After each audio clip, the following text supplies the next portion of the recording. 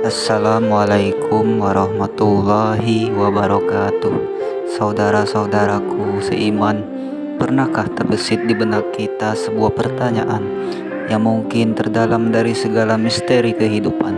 Apa yang terjadi jika ruh seseorang tidak dijemput oleh malaikat maut? Pertanyaan ini mungkin terdengar ganjil, bahkan mustahil.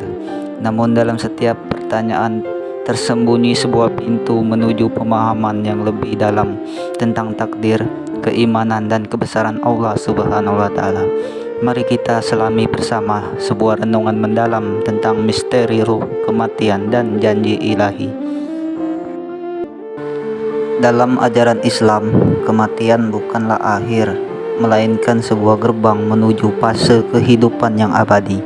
Allah Subhanahu wa Ta'ala berfirman dalam surat Al-Imran ayat 185, tiap-tiap yang berjiwa akan merasakan mati. Ayat ini menegaskan bahwa kematian adalah keniscayaan, suatu kepastian yang akan dialami oleh setiap makhluk yang bernyawa. Namun, bagaimana proses kematian itu terjadi? Sejak awal penciptaan, Allah Subhanahu wa Ta'ala menugaskan malaikat maut atau yang kita kenal dengan malaikat Israel untuk mencabut setiap ruh yang telah sampai ajalnya. Ini adalah bagian dari ketetapan Allah, sebuah sistem yang sempurna dan tak pernah meleset. Lalu apa maksud dari pertanyaan di awal tadi? Apa yang terjadi jika ruh tidak dijemput malaikat? Apakah ini mungkin? Secara syariat, proses penjemputan ruh oleh malaikat adalah sebuah keniscayaan dan ketetapan. Tidak ada ruh yang melayang-layang tanpa arah atau tidak dijemput sesuai waktunya. Namun, mari kita gunakan pertanyaan ini sebagai pintu gerbang untuk merenungkan hikmah yang lebih besar. Jika skenario tersebut yang secara syariat tidak mungkin terjadi, pelajaran apa yang bisa kita ambil? Ini adalah sebuah renungan hipotetis untuk memperdalam pemahaman kita tentang peran malaikat, takdir, dan kekuasaan Allah Subhanahu wa Ta'ala. Untuk memahami lebih jauh, mari kita ulas kembali peran vital para malaikat dalam proses kematian. Dalam Islam, malaikat adalah makhluk Allah yang diciptakan dari cahaya, senantiasa taat dan tidak pernah mendurhakai perintahnya. Malaikat maut Israel memiliki tugas khusus untuk mencabut nyawa. Proses pencabutan ruh ini dijelaskan dalam berbagai riwayat dan ayat Al-Quran. Misalnya dalam surat As-Sajdah ayat 11, Allah berfirman, katakanlah malaikat maut yang diserahi untuk mencabut nyawamu akan mematikanmu.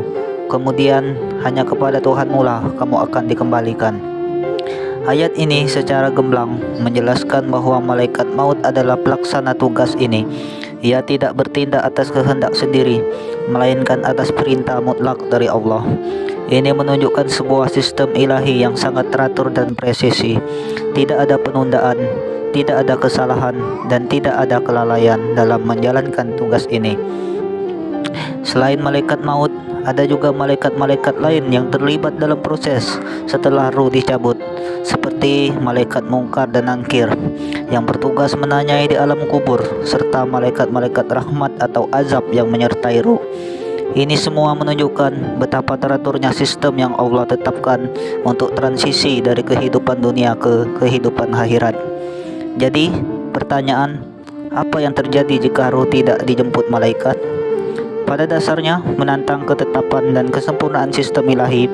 Namun justru dari pertanyaan inilah kita bisa mengambil hikmah tentang kekuasaan Allah yang maha mengatur. Hikmah dari ketiadaan, kegagalan penjemputan roh. Jika kita berandai-andai seandainya skenario ruh tidak dijemput malaikat itu mungkin terjadi, apa implikasinya? Pertama, ini akan menggugurkan sifat kemahakuasaan dan kemahatelitian Allah Subhanahu wa Ta'ala. Allah adalah Al-Muhaimin yang maha memelihara, Al-Apis yang maha memelihara, dan Al-Hakim yang maha menetapkan hukum. Setiap detail dalam ciptaannya berada dalam pengaturannya yang sempurna. Jika ada kegagalan dalam proses kematian, itu berarti ada ketidaksempurnaan yang mustahil bagi Allah. Kedua, ini akan menghilangkan makna takdir, qada dan qadar. Takdir adalah ketetapan Allah atas segala sesuatu, termasuk ajal setiap makhluk. Jika ruh tidak dijemput pada waktunya, itu berarti takdir bisa berubah dan tidak dipenuhi, yang lagi-lagi bertentangan dengan keyakinan kita sebagai seorang muslim. Ketiga, ini akan menciptakan kekacauan dalam sistem alam semesta.